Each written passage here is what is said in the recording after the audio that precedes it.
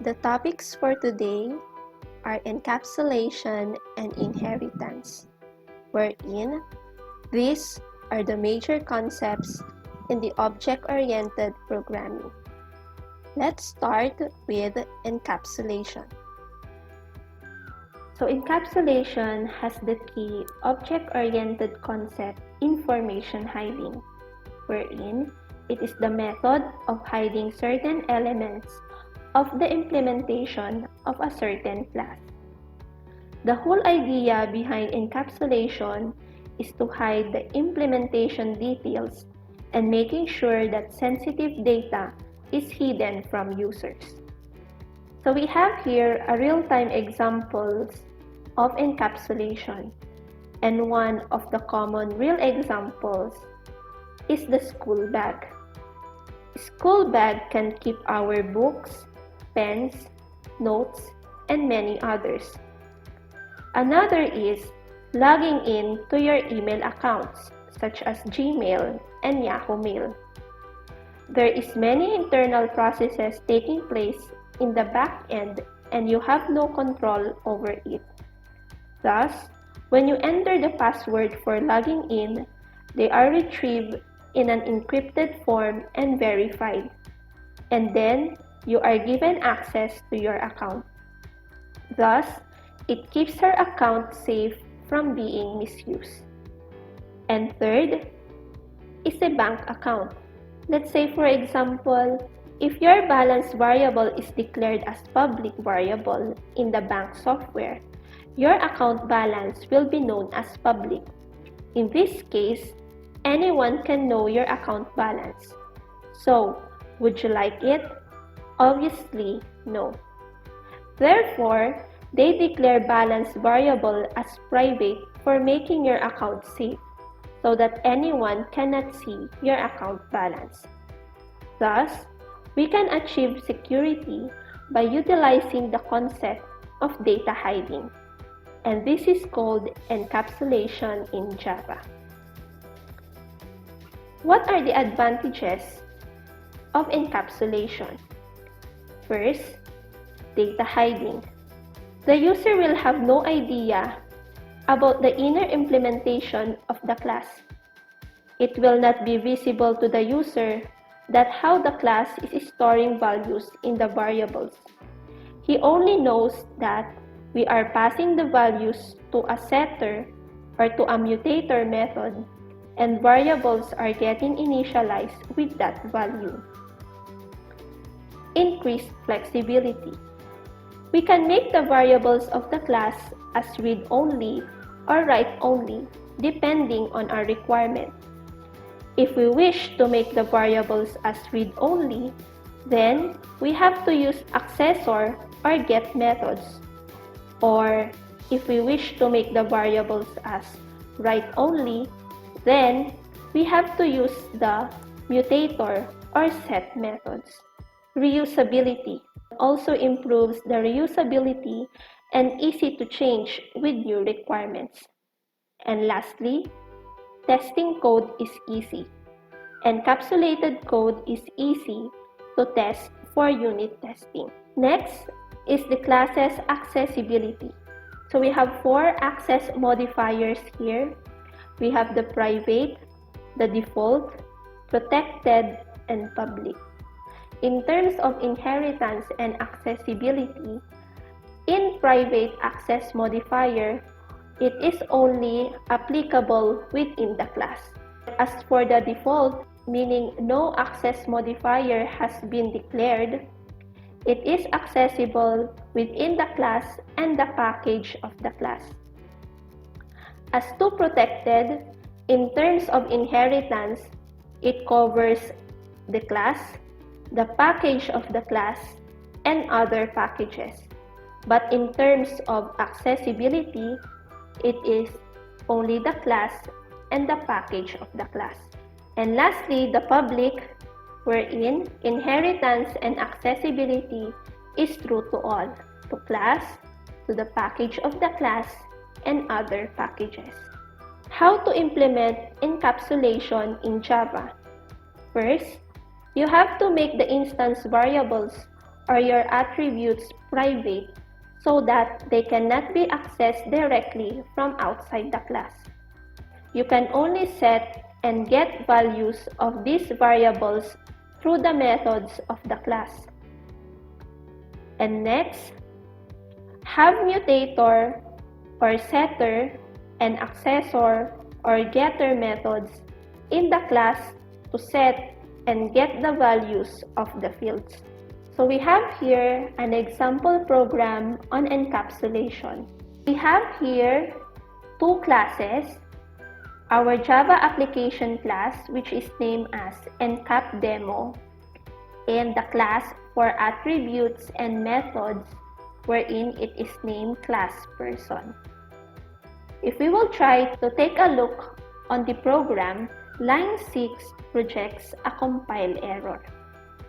Why? Because it directly calls the attribute name from the class Pearson. The name or the attribute name is encapsulated because it uses the private access modifier. When we say private, it is only accessible within the class. So dito lang dapat siya accessible.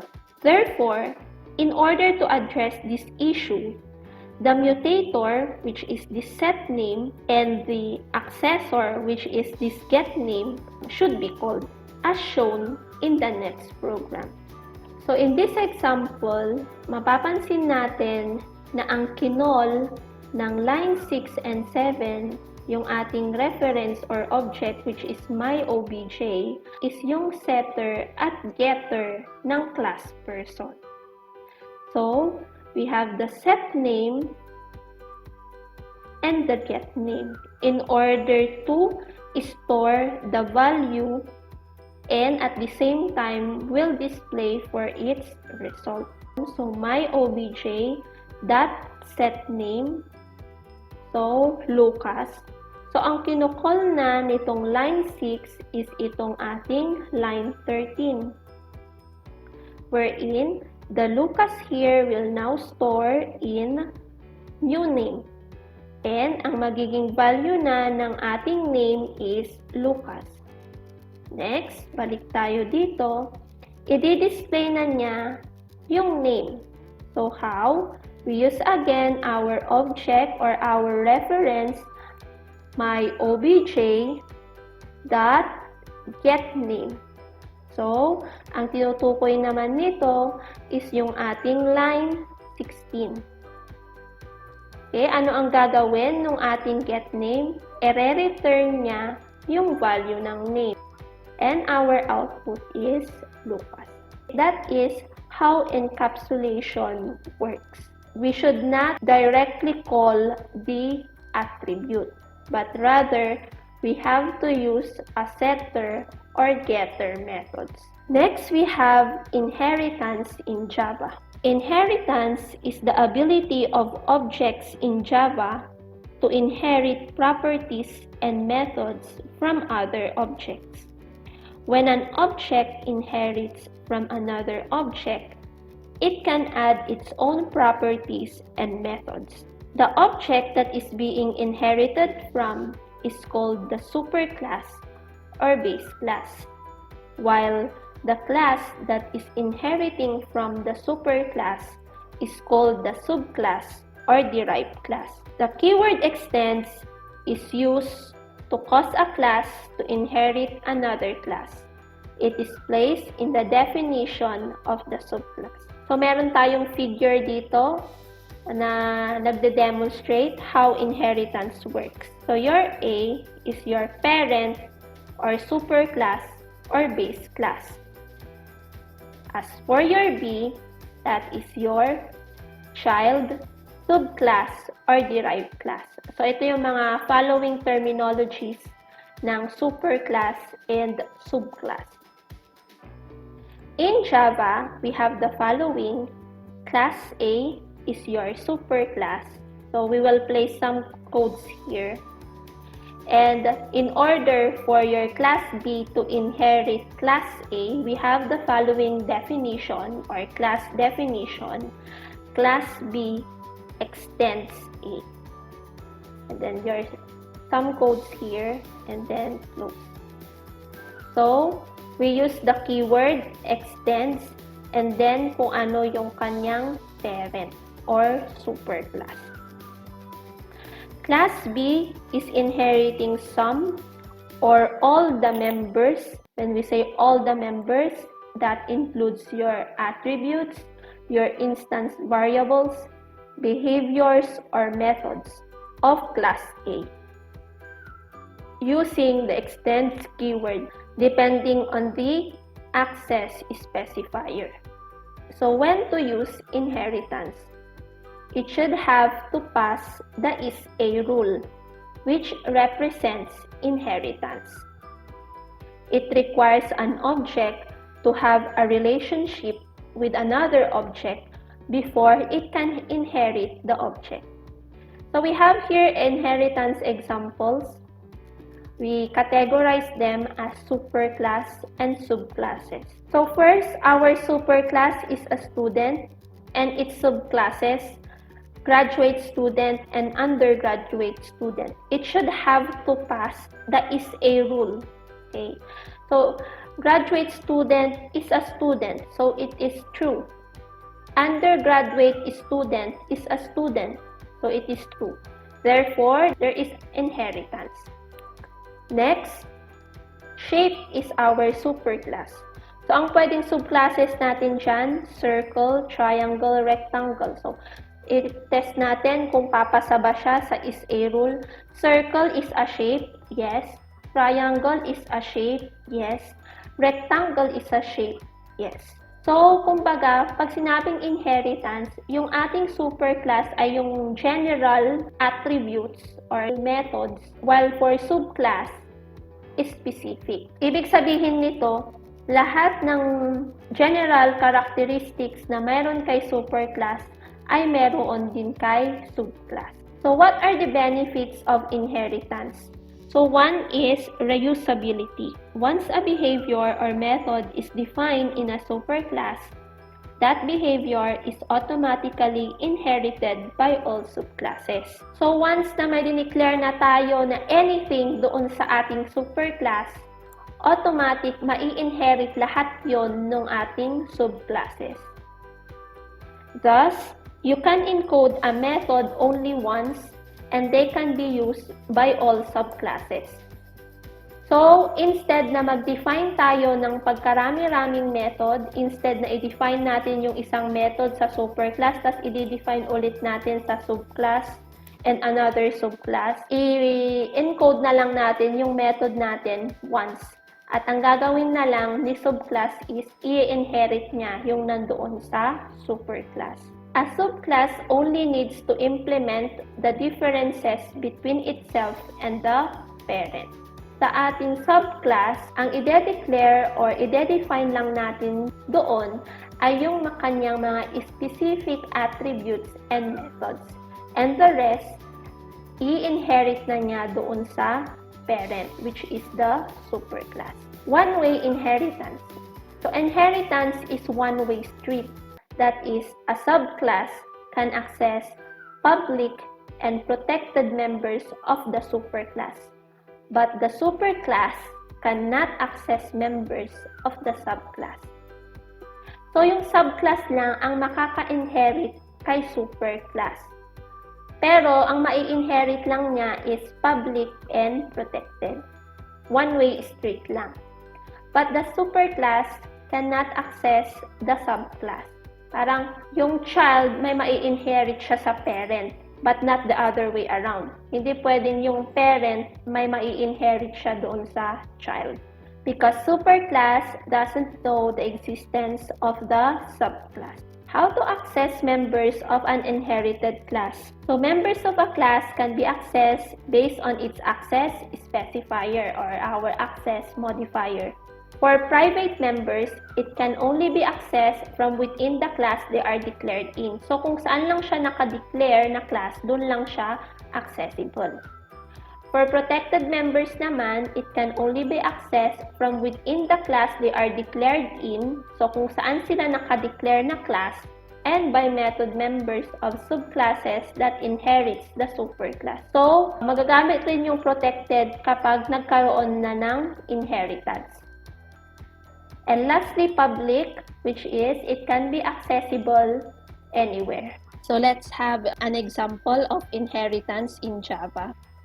So, our first example is the class student and the class graduate student, wherein the class student is the superclass and the class graduate student is the subclass, who will inherit the attributes and methods declared in class student. In this example, we have the attribute student ID and the display method were declared in the class student. So, in the following codes, it is well represented. So, we have three classes. Obviously, kailangan pa rin natin yung Java application class wherein it will be responsible in the compilation and the execution of the program. Responsible also for declaring an instance and at the same time accessing its members. Another is we have here the declaration of the superclass and then the subclass. So basically, we have three classes. So it's either pagsamahin nyo to sa iisang file, it would be okay. Kung pagsasamahin nyo ito sa isang file, you have to make sure that the file name should be the class name kung nasaan na i-declare yung ating main method or yung kung nasaan yung ating Java application class. Or separate itong Java application class, separate file, and at the same time, separate file din itong dalawa. So, nakadepende pa rin sa programmer or nakadepende pa rin sa inyo kung ano yung mas prefer ninyo. Okay, so going back to our codes, so let's concentrate first to our superclass, which is the class student. So technically, if you will notice, it declares an instance variable student ID, and in order for us to encapsulate it, ang ginamit is the private access modifier following with the data type. And then for its initialization, the program used the constructor. So in declaring for the constructor, it should have the same name with the class. So student, and then open and close parentheses. So this is an empty constructor. Inside the constructor, it has initialized a certain value, which is 123454 student ID. And in order for it to be displayed, or they have defined it using the protected access modifier. Since i-display lang siya dito, or i-display lang naman yung student ID, so gumamit tayo ng return type na void, and then the name of the method which is display, which is reflected din dito sa ating table. And then, system.out.println, student ID, and then i-append na yung value ng student ID. For the class graduate student, since i-inherit niya yung the superclass, so class graduate student, gumamit ng extends keyword, so extends student.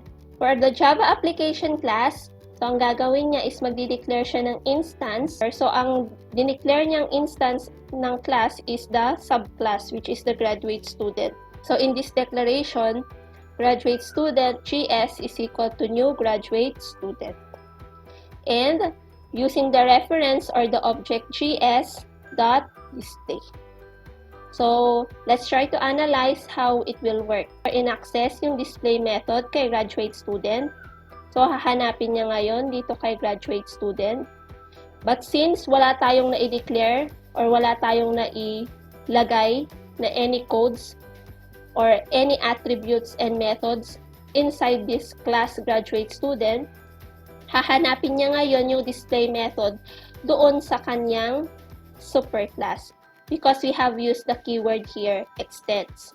So, hahanapin niya ngayon doon sa ating class student. And then, naka-reflect na ngayon dito yung display method wherein student ID is 12345.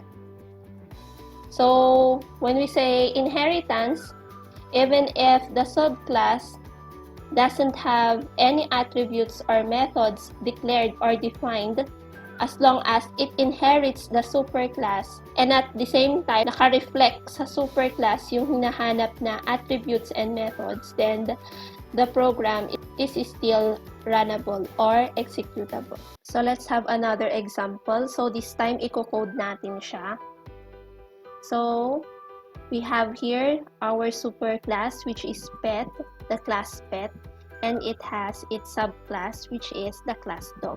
Tingnan natin kung papasa pa siya sa is a rule. So dog is a pet, so that is true. So therefore there is an inheritance. So we have here the following diagram wherein ang attributes ng pet ay name at breed. And it has method name print. So ang gagawin ng class dog is i-inherit lang niya yung mga attributes at methods ni class pet or nung kanyang superclass. So, ito lang yung interpretation natin para mas mapadali yung ating pagkukode. So, declare and initialize a value of instance variables name and breed. So, ito yun. And display them in a method name print. For dog class, it will just inherit the class pet. And for the Java application class or the main method, we'll declare an instance of class dog and will access the methods defined in the class pet using the declared instance or reference of class dog. Okay, so let's code this. So ayusin lang natin yung ating coding area. So in this example, ang gagawin natin is pagsasamahin natin yung ating superclass and subclass and isa-separate yung ating Java application class. So, in doing that, we should have to save these files in one location or in one project. So, let's create our file. So, ilalagay ko siya dito on my example OOP Java programs. Then, una muna natin gawin yung ating superclass and subclass. Then, create Java, empty Java file next. So, for superclass and subclass, kung pagsasamahin natin sila sa isang file, the file name should be the superclass. So, for this example, we have pet. Okay, then let's code. So, public class pet. Then, let's start. Declare name and breed. So, as reflected rin dito sa ating diagram. So, name and breed are string values. So, encapsulate natin also. So, private string name and breed. We'll initialize a certain value for name and breed. We need to do it inside the constructor. So, for our constructor, it should be the same name with the class. So, in this example, we have pet. Empty constructor. Inside our constructor is our initialization. So, maglagay lang tayo ng name of a pet. Say, for instance, Blocky. And then the breed. So, enclose siya in double quotation because it is declared as string. For breed, of course, proud Pinoy tayo, kaya Aspin, asong Pinoy. Then, outside the end of our constructor, we need to display them in a method named print. Access modifier is protected. Then, we will not return any value. We'll just display for the name and breed. So, gamitin natin yung return type na void. And then, the name of the method. So, as indicated here, it should be print. Next, now let's display for the name and breed using system.out.println and then label name, then plus name, and then we'll just copy and edit na lang natin later. Okay, system.out.println breed and append our variable for the breed. Next. So, we are through with our superclass. Now, let's proceed to the subclass, which is the class dog. So, in doing that, it should be declared after the end of our superclass. So, dito na part. So, class dog will inherit. So, gagamitin natin yung keyword na extends. And then, it's superclass, which is pet. So, yun lang ang gagawin ni class dog. Will inherit lang niya. Wala tayong ilalagay na attributes or methods kay class dog. Now, let's proceed to the Java application class. So, create tayo ulit ng file and same project. Then, we'll name our Java application as pet demo lang. Then, finish. Then, let's have the class declaration, public class pet demo, and the main method. So, ang next step natin is we will declare an instance of class dog. Ang i-declare nating instance ay yung ating subclass. So, dog, example, small letter D na lang, then new dog. Next, access the methods defined in the class pet using the declared instance or reference of class dog. So, kumbaga, ang i-access nating methods ay yung na-declare natin kay pet, pero ang gagamitin natin ay yung reference or object na ginamit natin kay class dog. So, here we have D dot. So, kukunin natin yung method na na-declare kay class pet, and that is the print method. So, yan yun. So, kumbaga, parang yung naunang example din kanina, if we will compile and run the program, so kung papansinin natin, ang dineclare na instance or object is the class dog. So, kung pupuntahan natin yon class dog, wala tayong na-declare ng kahit ano kay class dog. Pero, na-print pa rin yung name and breed. Why? Because we have the extends keyword, meaning it inherits the properties and methods declared in the class pet. So, yun, extends pet. So, na-access niya yung print method. Kaya na-display yung ating name and breed. Okay, so that is again an example of how inheritance works. Next, so let's have another example using the same superclass and subclass, but this time the subclass has its specific attribute, which is color, and method, which is print color. So these are the requirements that we need to do. So we'll just use yung katatapos na kinode natin. We'll just edit.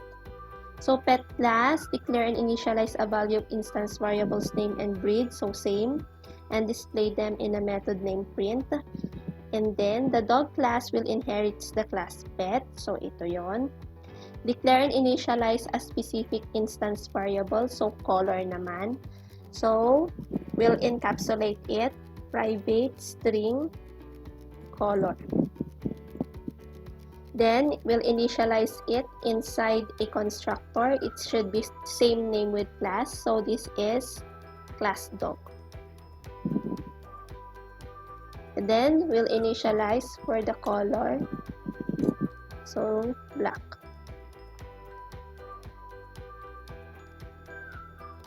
And, after the constructor, let's declare for the method name print color. To print for the value of color. Protected, void, print color.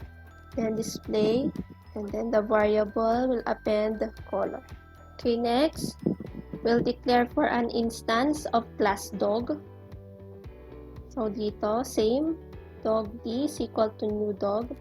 And ang gagawin natin, we'll just access the method defined in class dog.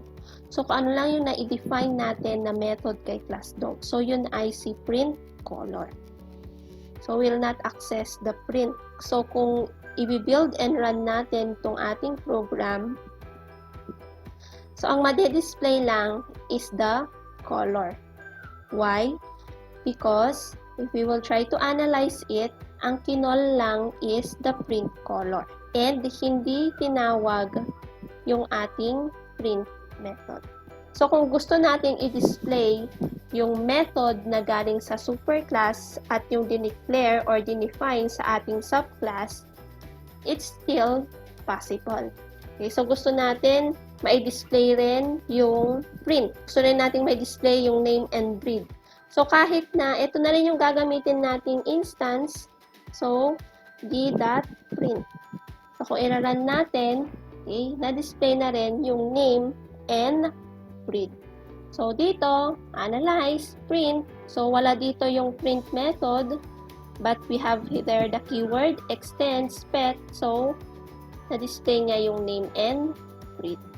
And for print color, we also have the print color declared or defined in the subclass, which is dog. So, I hope nasundan ninyo yung mga examples natin on inheritance. The superclass also can be instantiated. There is no difference between a superclass and a subclass, except that a subclass has access to public and protected members of the superclass. This means you can declare an instance of the superclass without having to declare an instance of the subclass. So, sa mga previous examples kasi natin, ang ginawa natin is we declare an instance directly to the subclass. But it would be possible also if we will declare an instance to our superclass. Yun nga lang, kapag nag-instantiate tayo sa ating superclass, parang wala nang mangyayaring inheritance. Okay, so let's have here, balikan natin yung example natin kanina. So ito yung program natin kanina, wherein we declared a method print color to class dog and method print in class pet. So kung magde-declare tayo ng instance sa ating superclass, so palitan natin ito, gawin natin pet. Pet p equal to new pet.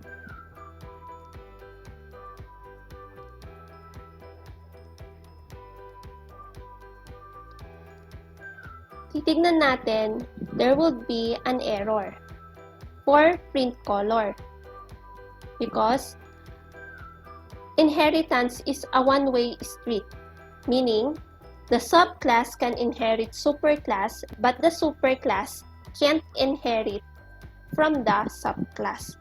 So dito, hindi mai-inherit ni pet si print color. So that is why there is an error here. So kung aalisin natin yan, run file, so i-display lang yung name and breed. And kung ganito kasi yung case na nag-create tayo ng instance sa ating superclass, parang walang gamit na yung subclass natin kasi dumiretso na tayo dito sa ating superclass. But still, it is possible that the superclass can be instantiated. In inheritance, we have also the use of the super keyword, wherein it is used to refer to the members of the superclass from a member of a subclass. And there are two uses of a super keyword. First, it is used to refer to the constructor of the superclass. In doing that, the format is super and open and close parentheses if it is a default constructor, or the keyword super enclosed in parentheses with variables or values, meaning it is a parameterized constructor. The other one is it is used to refer to the member of the superclass. In doing that, its format is the keyword super followed by the dot operator and the member. So, let's try to have an example of this using our previous examples. Okay, so ang gagamitin nating example is our example number 2, yung wala pang na-declare na attributes and methods dun sa ating subclass. It's just simply inheriting the subclass to the superclass. Same is true in the Java application class. Ang in-access lang na method is the print method na na-declare or na-define kay superclass. So, paano natin i-apply yung super keyword? So, unahin muna natin tong isa. wherein it is used to refer to the constructor of the superclass. So this is our constructor of the superclass, wherein it initializes a values for name and breed. So sa paggamit ng super keyword referring to the constructor, so ang mangyayari is si class dog ang mag-i-initialize for the name and breed. So in order to do that, gawin nating parameterized constructor yung ating superclass. We will pass the different attributes. So our attributes are name and breed. And then pass tayo gamit yung this reference is that name equals name and this that breed equals breed. So, yung breed, this that name dito, and this that breed we're referring to the instance variables. And the name and breed here are the ones we declared in the parameter of the constructor. So, paano yung gagawin natin? Dahil si subclass ang mag-set or mag-i-initialize ng name and breed, so, we'll declare a constructor. So, same name with the class, dog. Sa loob ng ating constructor, dito na natin ilalagay yung super keyword. So, super, and then, open and close parentheses. So, this one, ang nire-refer niya is yung ating constructor. Na kung saan yung constructor natin has name and breed. So, dito na tayo magsiset ng value ng ating subclass. So, yung una ay name. Say for instance, Rambo, and then the second one, breed, Labrador Retriever. Example. So, ganyan ang gamit ng super keyword referring to the constructor of the superclass. How about if we will use to refer to the member of the superclass? So, in doing that, mag-create tayo ng method rin ng ating subclass. So, it's okay na similar method name. So, gayahin natin ito, print method, and then, ang mangyayari naman dito is, i-call natin yung print method ng superclass.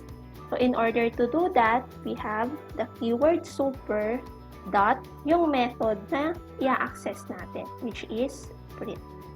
So, I'll repeat, for the discussion, we are referring the super in open and close parentheses is the constructor of the superclass, wherein it should match. And for the method member, we have to declare for super dot the method name. So, if we will run our Java application class, ang output niya is the subclass, which is Rambo and Labrador Retriever. So, let's analyze. Ang ating dineclare ng instance is the subclass dog, and with the object d.print, so dito siya magpo-fall.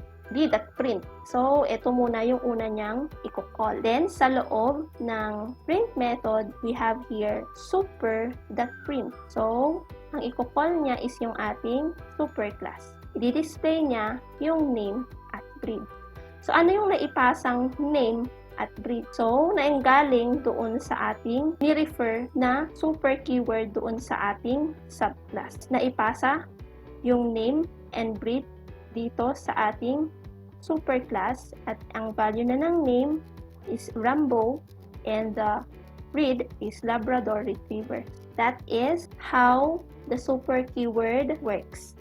Let's apply this again in our example number 3. So, ito naman yung ating example number 3. Kanina din, hindi pa natin ito na-modify. So, for example number 3, karoon na ng specific attribute and method yung ating subclass, which is color and the print color, wherein yun rin yung in-access ng na-create na object ng subclass. So, paano natin gagamitan ng super keyword? So, katulad ng ginawa rin natin sa naunang example natin using the super keyword, and this is breed. Okay. So, dito natin ngayon ilalagay yung name and breed sa loob ng ating constructor. So, super,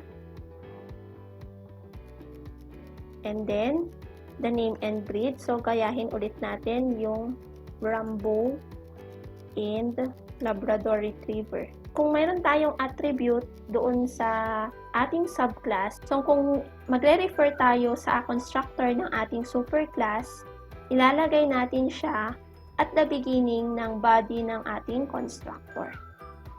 And yung black, ganyan na, as it is. Okay. Next, we want also to refer to the member of the superclass, which is the print. So, kung gusto nating i-display, then yung name and breed, idagdag na lang natin dito, the super keyword dot print, because the name of the method here is print. So, kung ilalagay natin dun sa Java application class natin, kung ang tatawagin lang natin ay print color, ano kaya ang mangyayari kung yung print color lang ang i-call natin? Okay, let's run. Nag-prompt yung name, breed, and color. Okay, let's analyze how it works kahit na wala yung print dito. So, d.print color. So, ito yung print color. Bakit na i-display yung name and breed? Because we have here super.print. Super.print is the print in our superclass, name and breed. Naipass na rin yung values ng ating subclass. And then, after the name and breed, so name and breed ito, i-display naman yung color. Okay? So, it's other way around. So, usually, ang common na nagagamit is the first one, which is referring to the constructor of the superclass. Kasi dito, it's either mag-super.print ka dyan, kung ginamit mo naman siya dito, d.print, at nirun natin, the output is still the same. Kasi yung d.print dito, hanapin niya, wala dito yung print. So, kahit hindi tayo mag-super.print, hahanapin pa rin niya, we have here the extend spec. May display pa rin yung name and breed and the print color. So that ends my video lecture on encapsulation and inheritance. More example programs on inheritance and multi-level inheritance with final classes on my next video lecture.